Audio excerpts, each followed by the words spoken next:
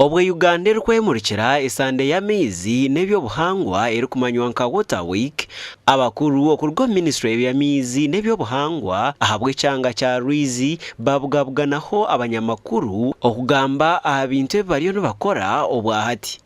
And with this industrialization, with this urbanization of communities, we have different kinds of people coming.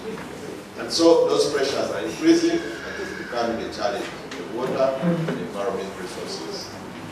As Workers Association of Uganda, we've been in partnership with the Ministry of Water and Environment, specifically on Uganda Water and Environment Week.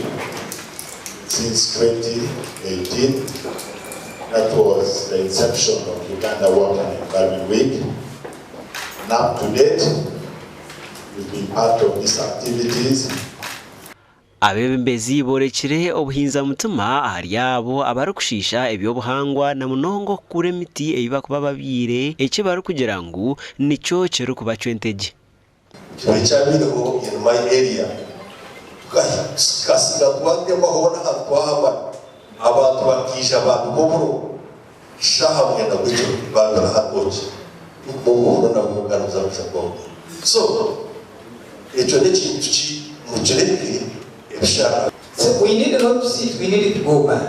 When we go to show them, look at them, we have one mago, Hatmonjiwa, Ponjiwaka, Yakamu, okay, Gurjana, okay, when Ponjiwana, one by one makes a banner.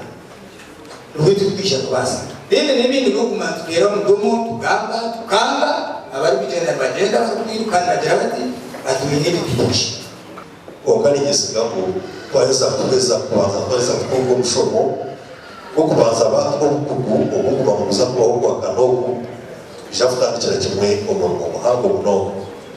Esandeji nibaza kwejumbira omirimo etari emwe n'emwe egenderire okugaruzaho eby'obuhangwa n'okushomesa abantu okuba kubasa kubirinda.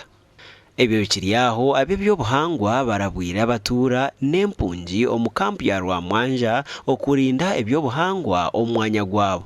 Omuntu amaka kugira ngo iteka no basa kwitoza ho rukwenda. Omuntu ariyo yagira ngo ryayogorora. Arokindi ne hatobwiyo bakozise yobwiro kwegwe no kunenize echo bakoreki. Mureke tukumbe kisharura cyaci obo muranga tigwa kasimu kakasimu no muranga gwa government no muranga gwa president yowe Museveni. Ebi nebindi bibiro mu cyaro cya Mehani omuri Rwamwanja omuri Kamwenje. Chairman LC1 warasayini akatera stamp aho bari kuguze kisharara nibo turaza kubanza kusiba eno tukurase ogwenya kugira kinyakukura na nyakugusa twayega kandi ubunda bamwe tubabaho onka no murimo gweitu no buzanzwa bweitu tware njiri. Ehurreji eibembire abeebyobuhangwa abarukweraho ekitongore ekya Nature Uganda abarukushagikwa aba European Union n'aba Diversity Fund kandi ebisharra nkabuguta rw'ebihwihwi ekirukushangwa aha kisharra kya Kagasha nibyo birukuza kugarurwa busi. Nde Michael Tumwakire na Anthony Twine.